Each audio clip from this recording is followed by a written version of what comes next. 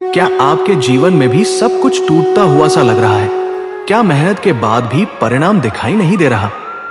क्या आपको लगता है कि भगवान आपकी प्रार्थनाएं नहीं सुन रहे? तो रुकिए, क्योंकि अच्छा वक्त आने से पहले भगवान 5 संकेत जरूर देते हैं। और अगर आप इन संकेतों को पहचान लें तो समझ लीजिए, आपका बुरा समय अब अंतिम सांसें ले रहा है। आज श्री कृष्ण स्वयं बताएंगे कि किस तरह नियति बदलने से पहले मनुष्य को संकेत मिलते हैं। नमस्कार दोस्तों, स्वागत है आपका सनातन कहानियां चैनल पर, जहां हर कहानी में छुपा है सनातन धर्म का अद्भुत ज्ञान और जीवन को दिशा देने वाले रहस्य। एक दिन श्री कृष्ण द्वारका के महल की छत पर शांत भाव से खड़े थे। समुद्र की लहरें नीचे टकरा रही थी और आकाश में डूबता सूर्य मानो किसी गहरे रहस्य का साक्षी बन रहा था। तभी पीछे से किसी के कदमों की धीमी आहट सुनाई दी। वो सत्यभामा थी। वे बिना कुछ कहे चुपचाप कृष्ण के पास आकर खड़ी हो गई। उनके चेहरे पर एक अनकही चिंता साफ झलक रही थी। श्री कृष्ण ने उनकी ओर देखा और करुण स्वर में बोले, सत्यभामा, तुम्हारे मन में कोई प्रश्न है? कहो, क्या सोच रही हो? सत्यभामा कुछ क्षण मौन रही, फिर धीरे से बोली, प्रभु, यह प्रश्न मेरे हृदय में बहुत समय से है। आज मैं इसका उत्तर आपसे ही चाहती हूं। कृष्ण शांत रहे। सत्यभामा ने आगे कहा, प्रभु, क्या यह सच है कि अच्छा समय आने से पहले मनुष्य को संकेत मिलने लगते हैं? क्या इंसान पहले ही जान सकता है कि उसकी किस्मत बदलने वाली है? क्या भगवान की कृपा जुड़ने से पहले जीवन में कोई इशारे, कोई घटनाएं, कोई अंदरूनी बदलाव दिखाई देते हैं? कृष्ण उनकी बात ध्यान से सुनते रहे। सत्यभामा का स्वर और गहरा हो गया। कई बार मनुष्य इतना संघर्ष करता है कि उसे आगे कोई रोशनी दिखाई नहीं देती। वह टूटने लगता है, डरने लगता है और सोचता है कि शायद भगवान उसे सुन ही नहीं रहे। लेकिन प्रभु, क्या उसी कठिन समय के अंतिम क्षणों में कोई संकेत मिलते हैं जो बताते हैं कि अब बुरा वक्त समाप्त होने वाला है? श्री कृष्ण ने गहरी दृष्टि से आकाश की ओर देखा, फिर गंभीर लेकिन स्नेहपूर्ण स्वर में बोले, सत्यभामा, आज तुमने कोई साधारण प्रश्न नहीं किया। यह प्रश्न मनुष्य के जीवन और ईश्वर की लीला के गहरे रहस्य से जुड़ा है। थोड़ा रुककर कृष्ण बोले, संकेत मिलते हैं। प्रकृति, समय और परिस्थितियां सब अपनी अपनी भाषा में मनुष्य को संदेश देती है, लेकिन इन संकेतों को पहचानना हर किसी के लिए आसान नहीं होता। सत्यभामा की आंखों में उत्सुकता और बढ़ गई। वे अधीर होकर बोली, प्रभु, तब मुझे बताइए, ये संकेत कैसे होते हैं? इन्हें पहचाना कैसे जाता है? श्री कृष्ण हल्के से मुस्कुराए और बोले, यदि मैं तुम्हें सीधा उत्तर दूं तो बात अधूरी रह जाएगी, इसलिए मैं तुम्हें एक कथा सुनाऊंगा। सत्यभामा ने विनम्रता से सिर झुकाया, प्रभु, मैं पूरी कथा ध्यान से सुनूंगी, कृपा करके आरंभ कीजिए। और तभी श्री कृष्ण ने वह दिव्य कथा आरंभ की, जो हर उस मनुष्य के लिए है जो आज अंधकार में खड़ा है, लेकिन जिसका प्रकाश अब बहुत निकट है। बहुत समय पहले की बात है। देवपुर नाम का एक शांत सा गांव था। इसी गांव में मोहन का परिवार रहता था, जिसे कभी पूरे गांव का सबसे संपन्न परिवार माना जाता था। बड़े खेत, पशुधन, अनाज से भरे कोठार, कभी किसी चीज की कमी नहीं रही थी। लेकिन समय ने ऐसा पलटा खाया कि कुछ ही वर्षों में वही परिवार 2 वक्त की रोटी के लिए संघर्ष करने लगा। जो लोग कभी सम्मान से बात करते थे, आज वही तानों में बोलने लगे, इनका धन किसी ने बांध दिया है, इन पर काला जादू कर दिया गया है, इनका भाग्य बंद हो चुका है। ऐसे शब्द मोहन और उनकी पत्नी कौशल्या के पीछे अक्सर सुनाई देने लगे। मोहन स्वभाव से शांत व्यक्ति था। वह न किसी से बहस करता, न विरोध, बस सब सुनता और चुपचाप अपने काम में लगा रहता। लेकिन कौशल्या के लिए यह सब सहना आसान नहीं था। उसके चेहरे पर हमेशा चिंता की परछाई बनी रहती, फिर भी उसने कभी उम्मीद नहीं छोड़ी। वो अक्सर मोहन से कहती, लोग चाहे जो कहें, मुझे पूरा विश्वास है भगवान हमें यूं अकेला नहीं छोड़ सकते। हमारी मेहनत एक दिन जरूर रंग लाएगी। मोहन धीरे से सिर हिलाकर कहता, हाँ कौशल्या, बस थोड़ा और सब्र चाहिए। संघर्ष बढ़ता गया, लेकिन आस्था अब भी उनके घर को थामे हुए थी। समय के साथ गरीबी और गहराने लगी। घर की दीवारें झड़ने लगी, आंगन सुना सुना रहने लगा। जो लोग पहले उनके घर आना गर्व समझते थे, अब नजरें चुराकर निकल जाते। कई बार ऐसा लगता मानो पूरी दुनिया उनके खिलाफ हो गई हो। सबसे कठिन बात यह थी कि गांव के लोग अब खुलकर कहने लगे थे, इनके घर पर किसी ने टोना करवा दिया है, नहीं तो अचानक इतना पतन कैसे हो सकता है। ये बातें कौशल्या के मन को भीतर तक हिला देती थी। लेकिन मोहन हर बार उसे समझाता, डरने की जरूरत नहीं। अगर किसी ने हमारे खिलाफ कुछ किया भी है तो भगवान उससे कहीं ज्यादा करुणामय है, वही हमारी रक्षा करेंगे। पर सच ये था कि मोहन भी भीतर ही भीतर टूट रहा था। कई रातें वो छत पर बैठा खामोशी से आसमान देखता रहता, सोचता कि आखिर ऐसा क्या हो गया कि समय अचानक उनसे रूठ गया। संकेत की शुरुआत। फिर भी एक बात साफ थी, मोहन और कौशल्या अब भी कर्म और भक्ति पर भरोसा रखते थे। हर रात दीप जलता, भगवान की आरती होती और दिल में एक ही प्रार्थना, किसी दिन ये अंधेरा जरूर खत्म होगा। फिर एक दिन की बात है, सुबह का समय था। घर में ज्यादा सामान नहीं था, फिर भी कौशल्या रोज की तरह रसोई साफ कर रही थी। तभी उसकी नजर फर्श पर पड़ी और वह ठिठक गई। काली चींटियां, लेकिन साधारण तरीके से नहीं। वे खाना ढूंढती नहीं दिख रही थी, बल्कि एकदम व्यवस्थित ढंग से गोल गोल घूम रही थी। कौशल्या ने ऐसा दृश्य पहले कभी नहीं देखा था। पहले तो उसे लगा शायद आंखों का भ्रम हो, लेकिन पास जाकर देखा तो चींटियां सच में एक पूर्ण वृत्त बना रही थी। उसका दिल तेज धड़कने लगा। उसी पल उसे गांव वालों की बातें याद आ गई। अगर घर में चींटियां गोल घूमे तो यह अशुभ संकेत होता है, किसी ने टोना कर दिया है। डर उसके मन में उतरने ही वाला था कि तभी पड़ोस की एक औरत वहां आ गई। जैसे ही उसकी नजर चींटियों पर पड़ी, वो तुरंत बोल उठी, अरे कौशल्या, ये तो ठीक नहीं है, ये काले जादू का निशान लगता है, किसी ने तेरे घर पर कुछ कर रखा है। उसकी आवाज में डर भी था और तानों की तीखापन भी। कौशल्या के हाथ कांपने लगे। मन पहले से ही चिंताओं से भरा था और ये शब्द उसे और तोड़ने लगे। वो घबराकर आंगन में आई और आवाज दी, मोहन, और जरा अंदर आओ, कुछ ठीक नहीं लग रहा। उसकी घबराहट सुनकर मोहन तुरंत अंदर आ गया। चींटियों को गोल गोल घूमते देखकर वो कुछ देर शांत रहा। डर में आकर निर्णय लेना उसकी आदत नहीं थी, लेकिन दृश्य उसे भी अजीब लगा। कौशल्या की आंखों में आंसू भर आए। टूटी हुई आवाज में वह बोली, मोहन, क्या यह सच में बुरा संकेत है? लोग कहते हैं कि ऐसा हो तो घर पर किसी ने बुरा काम किया होता है। उसकी आवाज डर और उम्मीद के बीच कांप रही थी। मोहन ने उसे संभालते हुए कहा, डर मत कौशल्या, अगर यह कोई संकेत है भी तो पहले उसका सही अर्थ समझना जरूरी है। हम अंदाजे लगाकर खुद को क्यों डराए? कौशल्या घबराई हुई बोली, तो हम किससे पूछें? मोहन ने बिना देर किए निर्णय लिया, मैं साधु बाबा के पास जाऊंगा, वही सही बात बताएंगे, तभी तय होगा कि यह संकेत बुरा है या अच्छा। कुछ ही देर बाद मोहन जंगल की ओर निकल पड़ा, जहां साधु बाबा तपस्या किया करते थे। रास्ता लंबा था, लेकिन मोहन तेज तेज कदम बढ़ाता चला गया। उसके मन में कौशल्या का डर, घर की बिगड़ती हालत और कई दिनों से जमा तनाव आज उसके चेहरे पर साफ दिखाई दे रहा था। साधु बाबा के पास पहुंचकर मोहन ने पूरी बात एक एक शब्द में बता दी। बाबा, आज हमारे घर में काली चींटियां गोल गोल घूम रही थी। लोग कह रहे हैं कि यह काले जादू का संकेत है। मैं सच जानना चाहता हूं, क्या वाकई यह बुरा संकेत है? वो पूरी उम्मीद भरी नजरों से साधु बाबा की ओर देख रहा था।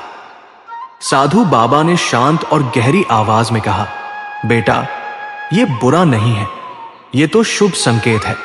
जब चींटियां इस तरह गोल घूमती हैं, तो इसका अर्थ होता है कि घर में अन्न की ऊर्जा वापस लौट रही है। ये लक्ष्मी आगमन का पहला संकेत होता है। लोग डर के कारण इसे गलत समझ लेते हैं, लेकिन वास्तव में ये घर में शुभ कंपन के बढ़ने का संकेत है। मोहन हैरान भी था और राहत से भरा हुआ भी। उसने कहा, तो बाबा, इसका मतलब हमारे घर का बुरा समय खत्म होने वाला है। साधु बाबा मुस्कुराए। हाँ बेटा, यह संकेत बता रहा है कि तुम्हारा अच्छा समय अब पास है। मोहन के मन से मानो एक भारी पत्थर हट गया। घर लौटते ही उसने कौशल्या को सारी बात बता दी। पहले तो कौशल्या को विश्वास नहीं हुआ, लेकिन जब मोहन ने दृढ़ स्वर में कहा, यह बुरा नहीं, शुभ संकेत है, तो बहुत दिनों बाद कौशल्या के चेहरे पर राहत की हल्की सी चमक दिखाई दी। इसके बाद कुछ दिनों तक घर में थोड़ी शांति रही। कौशल्या का डर कम हुआ, लेकिन मन के किसी कोने में अब भी अस्थिरता बनी हुई थी। गरीबी, तनाव और लोगों की बातें एकदम से खत्म नहीं हुई थी। दूसरा संकेत, एक दोपहर कौशल्या घर की दीवार साफ कर रही थी। तभी उसकी नजर दीवार के एक कोने पर पड़ी और उसका दिल जोर से धड़क उठा। वहां 3 छिपकलियां थी और अजीब बात यह थी कि तीनों एक ही दिशा में लगभग एक ही गति से एक दूसरे के पीछे पीछे चल रही थी। यह दृश्य इतना अनोखा था कि कौशल्या कुछ पलों के लिए जड़सी हो गई। उसने आज तक 3 छिपकलियों को इस तरह एक साथ चलते कभी नहीं देखा था। उसी समय बाहर से 2 औरतें गुजर रही थी। जैसे ही उन्होंने कौशल्या को घबराया देखा, वे अंदर झांक कर बोल उठीं, अरे 3 छिपकलियां, ये तो बहुत अशुभ है। इसका मतलब है कि घर का भाग्य रुक गया है। ऊपर से पहले ही तुम लोगों पर टोना टोटका किया हुआ है, अब तो हाल और बिगड़ेंगे। उनके शब्द तीर की तरह कौशल्या के दिल में उतर गए। पहली चींटियों वाली घटना उसे पहले ही डरा चुकी थी और अब यह नया दृश्य उसके लिए किसी सदमे से कम नहीं था। वो लगभग रोने लगी और बोली, हे भगवान, ये सब हमारे ही घर में क्यों हो रहा है? औरतें फुसफुसाती हुई आगे बढ़ गई, लेकिन उनके शब्द कौशल्या के मन को पूरी तरह डगमगा चुके थे। कुछ समय बाद मोहन घर लौटा। उसने कौशल्या को बेचैन देखकर तुरंत पूछा, क्या हुआ कौशल्या, तुम इतनी घबराई हुई क्यों हो?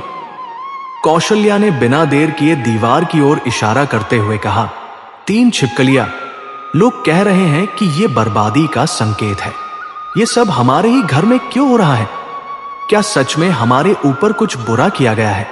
मोहन ने गहरी सांस ली और शांत स्वर में बोला, कौशल्या, पहले भी तुम डर गई थी, लेकिन वह संकेत शुभ निकला।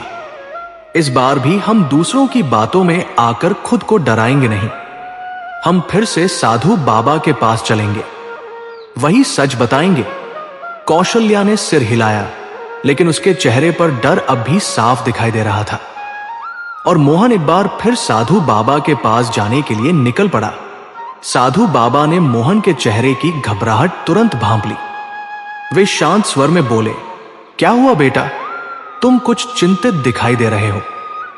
मोहन ने बिना समय गवाए कहा, बाबा, इस बार हमारे घर में 3 छिपकलियां एक ही दिशा में दौड़ती दिखाई दी। गांव के लोग कह रहे हैं कि यह बहुत बड़ा अशुभ संकेत है। मैं आपसे सच जानना चाहता हूं, क्या यह बुरा है या इसका कोई और अर्थ है? साधु बाबा ने आंखें बंद कर ली। कुछ क्षण पूर्ण मौन छाया रहा। फिर उन्होंने धीमे लेकिन दृढ़ स्वर में कहा, मोहन, लोगों की बातों में मत जाओ। 3 छिपकलियां बर्बादी का नहीं, बल्कि उन्नति का संकेत होती है। मोहन आश्चर्य से उनकी ओर देखने लगा। साधु बाबा ने आगे समझाया, 3 छिपकलियां जीवन के 3 गुणों का प्रतीक है, सत्व, रज और तम।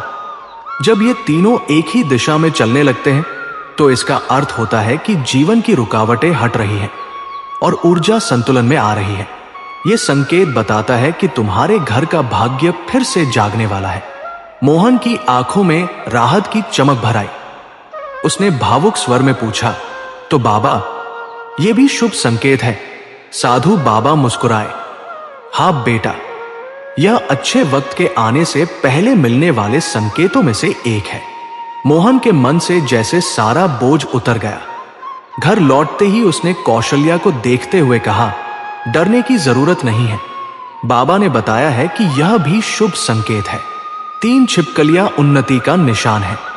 हमारा भाग्य अब उठ रहा है।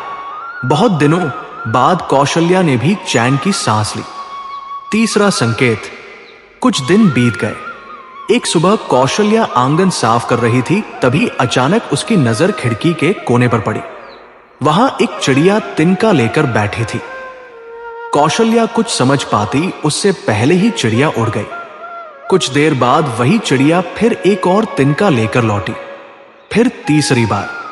अब कौशल्या को साफ दिखाई देने लगा। चिड़िया उनकी घर की खिड़की पर घोंसला बना रही थी। यह दृश्य उसके लिए नया था। एक और उसे यह दृश्य अजीब सा अच्छा लगा, लेकिन दूसरी ओर पिछले संकेतों और गांव वालों की बातों ने उसके मन में फिर डर पैदा कर दिया। उसी उलझन में वो रोज की तरह पानी भरने के लिए कुएं की ओर चली गई। कुएं पर कुछ महिलाएं पहले से मौजूद थी। उनकी आदत थी किसी भी बात को बढ़ा चढ़ाकर फैलाना। पानी निकालते हुए कौशल्या ने हल्के स्वर में कहा, आज हमारे घर की खिड़की पर चिड़िया घोंसला बना रही है। बस इतना सुनते ही औरतें एक दूसरे को देखने लगी और तुरंत बोल उठीं, अरे ये तो बिल्कुल ठीक नहीं है। घर में चिड़िया घोंसला बनाए तो बरकत चली जाती है। दूसरी ने कहा, पहले चींटियां, फिर छिपकलियां और अब चिड़िया का घोंसला।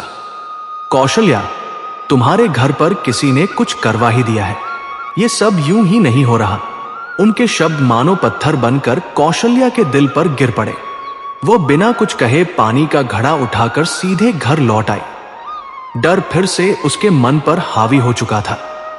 शाम को जैसे ही मोहन घर आया, कौशल्या ने बातों बातों में कहा, आज खिड़की पर चिड़िया घोंसला बना रही थी। कुएं पर औरतें कह रही थी कि यह भी अशुभ संकेत है। उसके स्वर में घबराहट साफ झलक रही थी। मोहन ने गहरी सांस ली और कहा, कौशल्या, हमने तय किया था कि अब किसी की बातों में नहीं आएंगे। हर संकेत का अर्थ साधु बाबा ही बताएंगे। पहले 2 बार उनकी बात सही निकली है, ये भी वही समझाएंगे। और बिना देर किए मोहन एक बार फिर साधु बाबा के पास चल पड़ा। जंगल में पहुंचकर मोहन ने तीसरे संकेत की पूरी बात बता दी। बाबा, हमारे घर की खिड़की पर चिड़िया घोंसला बना रही है। लोग कह रहे हैं कि इससे घर की बरकत चली जाती है। उसकी आंखों में सवाल भी थे और डर भी। साधु बाबा मुस्कुराए और बोले, मोहन, लोगों की बातें सुनना बंद करो। चिड़िया का घोंसला बनाना अशुभ नहीं, बल्कि सबसे शुभ संकेतों में से एक है। मोहन हैरान होकर बोला, शुभ? लेकिन सब कहते हैं कि यह घर बिगाड़ देता है। साधु बाबा ने स्नेह से समझाया, बेटा, चिड़िया कभी भी अस्थिर, अशुद्ध या नकारात्मक ऊर्जा वाले घर में घोंसला नहीं बनाती। वो वही घर बनाती है जहां आशा हो, सुरक्षा हो और सकारात्मक ऊर्जा का वास हो। साधु बाबा ने गंभीर लेकिन स्नेहपूर्ण स्वर में कहा, यह मां लक्ष्मी का तीसरा संकेत है। मोहन, यह बताता है कि तुम्हारे घर में स्थायित्व लौट रहा है। चिड़िया का घोंसला बनना नुकसान का नहीं, बल्कि स्थायी बरकत का संकेत होता है। उनकी बात सुनकर मोहन का मन पूरी तरह हल्का हो गया। घर पहुंचते ही उसने कौशल्या से कहा, चिड़िया का घोंसला बनना बहुत शुभ है। कौशल्या, बाबा ने कहा है, यह तीसरा दिव्य संकेत है कि हमारा घर फिर से उठने वाला है। यह आने वाली बरकत का संकेत है, जाने का नहीं। कौशल्या पहले तो चौंकी, फिर उसके चेहरे पर राहत साफ दिखाई देने लगी। उसने धीमे स्वर में पूछा, तो कुएं पर जो मैंने सुना था वो सब गलत था? मोहन ने बिना हिचक कहा, सब गलत था। लोग बातें बनाते हैं, संकेत भगवान देते हैं। तीसरे संकेत के बाद घर का वातावरण कुछ हल्का और सकारात्मक हुआ। हालांकि गरीबी और संघर्ष अभी पूरी तरह खत्म नहीं हुए थे, लेकिन मन में आशा ने जगह बना ली थी। चौथा संकेत। इसी बीच एक शाम ऐसा हुआ जिसने कौशल्या के मन को फिर से बेचैन कर दिया। सूरज ढल चुका था। मोहन उस दिन कुछ देर से घर लौटा था। कौशल्या रसोई में खाना बना रही थी। तभी अचानक घर के आसपास शंख की तेज गूंजदार ध्वनि सुनाई दी। वो आवाज बिल्कुल वैसी थी जैसी मंदिरों में आरती के समय गूंजती है। कौशल्या चौंक गई। कुछ क्षणों के लिए उसके हाथ रुक गए। घर में या आसपास किसी के पास शंख नहीं था और न ही कभी शाम के समय किसी ने शंख बजाया था। वो घबराकर आंगन में आई और आवाज का स्रोत ढूंढने लगी, लेकिन वहां कोई नहीं था। शंख की ध्वनि 2-3 बार और गूंजी और फिर अचानक रुक गई, जैसे किसी ने जानबूझकर बजाई हो। मोहन ने भी ये आवाज सुनी। वो तुरंत बोला, ये शंख किसने बजाया? हमारे आसपास तो कोई नहीं है। कौशल्या ने डरते हुए कहा, मुझे नहीं पता, लेकिन ये आवाज अचानक कैसे आ सकती है? कहीं ये भी कोई बुरा संकेत तो नहीं? पिछले अनुभवों के कारण डर उसके मन में तुरंत घर कर गया। वह बोली, लोग कहते हैं ना, जब घर पर विपत्ति आने वाली होती है तब अजीब आवाजें सुनाई देती है। कहीं ये वही तो नहीं? मोहन ने उसे समझाने की कोशिश की। कौशल्या, हमने तय किया था कि लोगों की बातों पर नहीं जाएंगे, लेकिन सच ये था कि इस बार मोहन खुद भी उलझन में था। यह आवाज सचमुच अजीब और रहस्यमय थी। कुछ क्षण सोचकर उसने निर्णय लिया, मैं अभी साधु बाबा के पास जाता हूं। इस शंख की ध्वनि का अर्थ वही बताएंगे। और वह उसी समय घर से निकल पड़ा। साधु बाबा के पास पहुंचते ही मोहन ने सारी बात बता दी। बाबा, आज हमारे घर के पास तेज शंख की ध्वनि सुनाई दी। कोई वहां मौजूद नहीं था, फिर भी आवाज आई। कौशल्या बहुत डर गई है। यह संकेत अच्छा है या बुरा? मोहन की आवाज में घबराहट साफ झलक रही थी। साधु बाबा ने बिना किसी आश्चर्य के शांत स्वर में कहा, मोहन, ये तो सबसे बड़ा शुभ संकेत है। मोहन चौंक गया। शुभ? लेकिन बिना किसी के शंख कैसे बज सकता है? लोग तो इसे अशुभ कहते हैं। साधु बाबा मुस्कुराए और बोले, लोग डर में जीते हैं, इसलिए हर अद्भुत घटना को बुरा मान लेते हैं। पर सच्चाई यह है कि शंख समुद्र का पुत्र है और समुद्र वही स्थान है जहां से मां लक्ष्मी प्रकट हुई थी। जब बिना किसी कारण शंख की ध्वनि सुनाई दे तो इसका अर्थ होता है कि घर की नकारात्मक ऊर्जा समाप्त हो रही है और शुभता प्रवेश कर रही है। यह संकेत बताता है कि धन, शांति और उन्नति का मार्ग खुल रहा है। यह चौथा संकेत है और बहुत ही शक्तिशाली संकेत है। और मोहन ने साधु बाबा को हाथ जोड़कर प्रणाम किया और बिना देर किए तेजी से घर की ओर लौट पड़ा। घर पहुंचते ही कौशल्या व्याकुल होकर बोली, मोहन, बाबा ने क्या कहा? यह संकेत आखिर था क्या? मोहन के चेहरे पर हल्की मुस्कान थी। उसने शांत स्वर में कहा, कौशल्या, यह सबसे बड़ा शुभ संकेत है। बाबा ने कहा कि शंख की ध्वनि का अर्थ है हमारे ऊपर से नकारात्मक ऊर्जा हट रही है। अब हमारा समय बहुत जल्दी बदलने वाला है। यह सुनते ही कौशल्या की आंखें आश्चर्य से खेल गई। मन में पहली बार डर से ज्यादा आशा जागी। पांचवा और अंतिम संकेत। लेकिन कुछ दिनों बाद एक रात ऐसा हुआ जिसने उसके मन को फिर हिला दिया। रात काफी हो चुकी थी। मोहन गहरी नींद में था, लेकिन कौशल्या को नींद नहीं आ रही थी। अचानक उसकी बाईं हथेली में तेज खुजली शुरू हो गई। पहले तो उसने इसे सामान्य समझकर अनदेखा किया, लेकिन खुजली कम होने की बजाय और बढ़ती चली गई।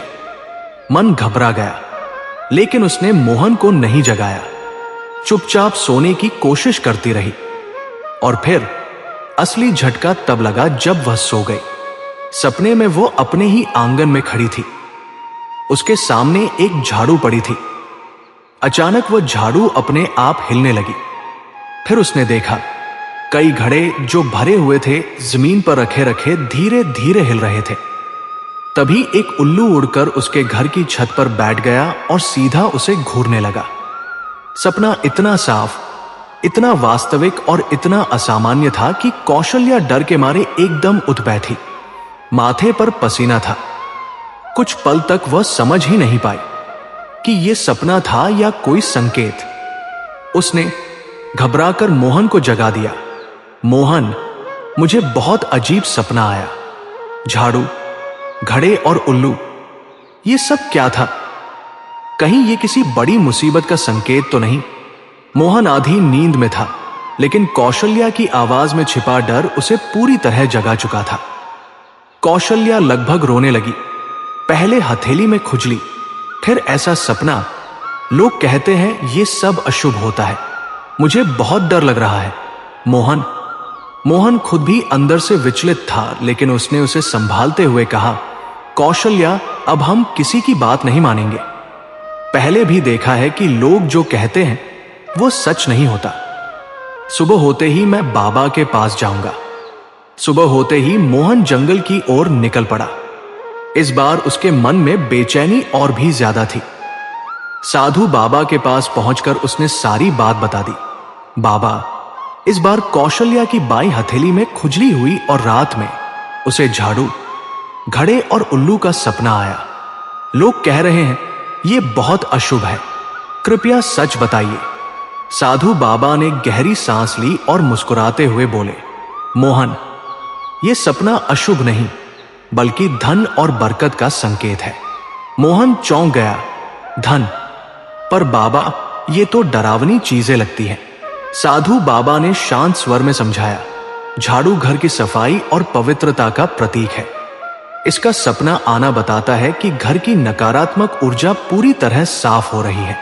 घड़ा भरपूरता, संग्रह और धन प्राप्ति का संकेत है। और उल्लू, वो मां लक्ष्मी का वाहन है। रात में उल्लू का दिखना धन के आगमन का संकेत माना जाता है। और जहां तक बाईं हथेली की खुजली की बात है, स्त्रियों के लिए यह धन लाभ का संकेत होती है। यह 5वां संकेत है, मोहन, और यह सबसे शक्तिशाली संकेत है। मोहन के चेहरे पर खुशी और राहत एक साथ उभर आई।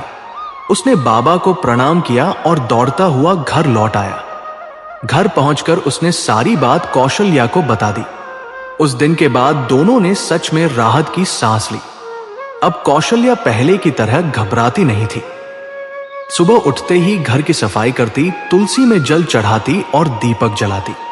उसे साफ महसूस हो रहा था, कुछ अच्छा होने वाला है। उधर मोहन भी अब मन से काम करने लगा था। पहले वो मेहनत करता था, लेकिन उम्मीद के बिना। अब वो मेहनत विश्वास के साथ करने लगा। और तभी जीवन में छोटे छोटे बदलाव दिखने लगे। एक दिन खेत के पुराने खरीदार ने मोहन से संपर्क किया और कहा, मोहन भाई, पिछले साल जो हुआ वो हालात की मजबूरी थी। अगर तुम चाहो तो इस बार मैं पहले से ही तुम्हारी फसल खरीदने को तैयार हूं। यह बात मोहन के लिए किसी वरदान से कम नहीं थी, क्योंकि इसी सौदे पर पहले उनका पूरा घर निर्भर रहता था। दूसरी ओर कौशल्या भी महसूस कर रही थी कि घर की कड़वाहट अब धीरे धीरे खत्म हो रही है। अब पति पत्नी की बातचीत में डर नहीं, बल्कि उम्मीद बसने लगी थी। गरीबी अभी पूरी तरह गई नहीं थी, लेकिन उसकी चोट अब पहले जैसी नहीं लगती थी। दोनों को लगने लगा था, अब हमारा समय सच में पलटने वाला है। कुछ ही दिनों में चीजें और बदलने लगी। गांव के वही लोग जो कभी ताने मारते थे, अब बातचीत में नरमी दिखाने लगे। कोई रास्ते में मिलकर कहता, मोहन भाई, सुना है इस बार खेत में अच्छी उपज होने वाली है। कोई दूसरा बोलता, तुम बहुत मेहनती हो, भगवान तुम्हें जरूर फल देगा। वही लोग जो कभी इन्हें काला जादू का शिकार बताते थे, अब अच्छे शब्द बोलने लगे थे। यह बदलाव मोहन और कौशल्या के लिए किसी चमत्कार से कम नहीं था। इस बार खेत में पहले से कहीं बेहतर फसल हुई। जितनी उम्मीद थी उससे भी दोगुनी। फसल देखकर मोहन की आंखों में आंसू आ गए। वह जानता था कि यह सिर्फ उसकी मेहनत का फल नहीं, बल्कि भगवान के संकेतों के साथ दिया गया आशीर्वाद था। जिस दिन फसल घर आई, कौशल्या ने घर के दरवाजे पर दिया जलाया और मन ही मन बोली, धन्यवाद माता, आपने हमें सच में संभाल लिया। उसे संतोष था कि उसने डर और अफवाहों के बजाय आस्था को चुना। धीरे धीरे घर में स्थिरता आने लगी, काम बढ़ने लगा और सबसे बड़ी बात, उनके दिलों में उम्मीद और विश्वास फिर से मजबूती से बस गया। 5 संकेत पूरे हो चुके थे।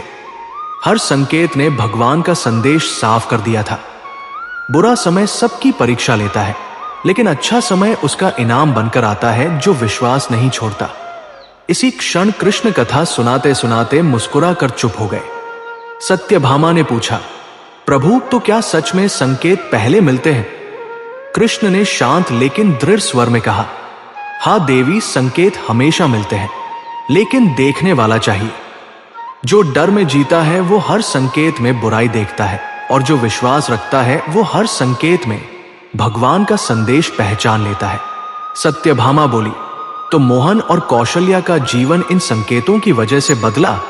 कृष्ण मुस्कुराए, संकेत केवल शुरुआत होते हैं, भाग्य बदलता है आस्था और कर्म से। उन्होंने दोनों निभाए, इसलिए भगवान ने उन्हें उठा लिया। कृष्ण ने कहा, जब मनुष्य का समय बदलने वाला होता है तो ब्रह्मांड बोलने लगता है, बस और सुनने वाला होना चाहिए। दोस्तों, अगर आपको यह पावन कथा पसंद आई हो तो वीडियो को लाइक जरूर करें, अपने परिवार और मित्रों के साथ शेयर करें, और ऐसी ही भावनात्मक और जीवन बदल देने वाली कथाओं के लिए चैनल को सब्सक्राइब करना न भूलें। कमेंट में जय मां लक्ष्मी और जय श्री कृष्ण लिखकर अपनी श्रद्धा और आशीर्वाद अवश्य दें। धन्यवाद। जय श्री कृष्ण।